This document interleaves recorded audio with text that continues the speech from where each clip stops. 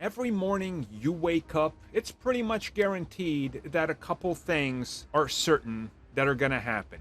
The sun will rise, the sun will set. Those two things are more or less guaranteed. Just like the guarantee that anytime we get any Deadpool 3 news, the news will be met with skepticism because Disney is not going to allow it to be R-rated or whatever else. So let's talk about the concerns directly addressed by the writers of the film. As most of you know, the original writers of Deadpool 3 were replaced because they wanted to bring in the original writers of Deadpool 1 and 2. Marvel Studios realized, yeah, maybe we should just go with the people that wrote the first two because we don't want to change too much. Yeah, that seems to have worked out pretty great. So in a recent interview, the writers of Deadpool 3, this being Paul Wernick and Rhett Reese, talked a little bit about getting to work on the project.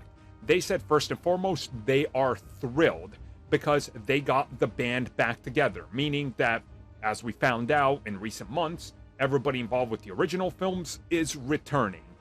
And they said that what's really exciting about this is that it's under the backdrop of the MCU, meaning that they get to write new characters, new villains, and that type of thing, because now they're part of the MCU.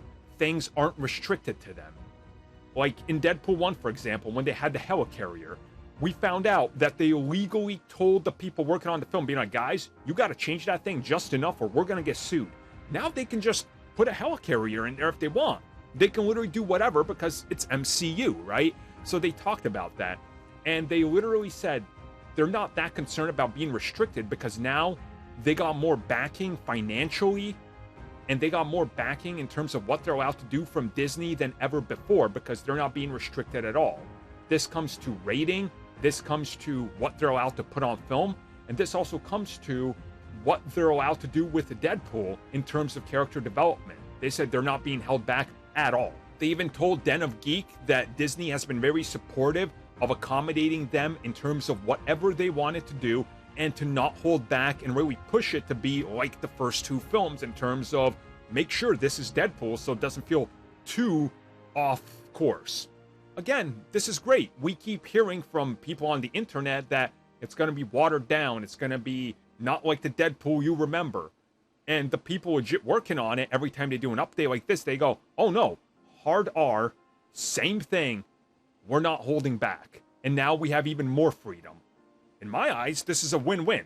I mean, the proof is going to be in front of us when we watch the film, but until then, I'm just going to trust the writers saying, no, we're free to do what we want and we're doing something special.